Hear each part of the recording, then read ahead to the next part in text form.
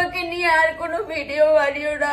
আচ্ছা ভাই আমাকে ভাইরাল হওয়ার জন্য না এতটা নিচে নামতে হয় না, আমি অলরেডি ভাইরাল। হঠাৎ শুনি আমার দিদা মারা গেছে আর সবাইকে যেতে হবে শ্মশানে। আমিও দেরি না করে ঝটাপট রেডি হয়ে চলে গেলাম শ্মশানে। গাইস হঠাৎ করে শুনলাম নাকি আমার শাশুড়ি মারা গেছে, তো এখন আমাকে যেতে হবে শ্মশানে।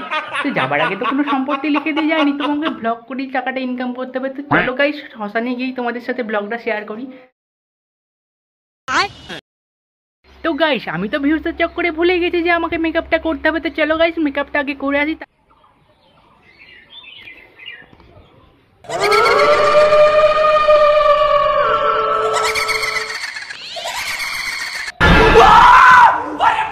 ইয়ে মানে একটু ভাইরাল হওয়ার চেষ্টা করছিলাম। আচ্ছা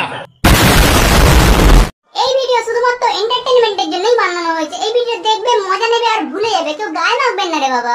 হে guys welcome to my channel লুচ্চে ভাই। ছোট ছোট ভাই বোনেরা এবং গুরুজনরা, এই ভিডিও তোমাদের জন্য না, তোমরা এই ভিডিও থেকে প্লিজ দূরেই থেকো। আর যারা যারা ভিডিওটা এখনো দেখছো টুক করে কানে হেডফোনটা লাগিয়ে নাও। কি লাগিয়ে নিয়েছো? তো বেশি না বুকে ভাট, চলো ভিডিওটা করা যাক।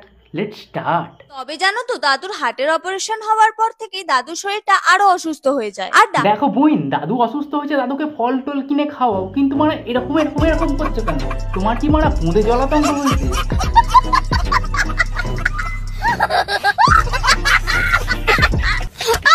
ডাক্তার বলেছে দাদু নাকি আর বেশিক্ষণ বাঁচবে।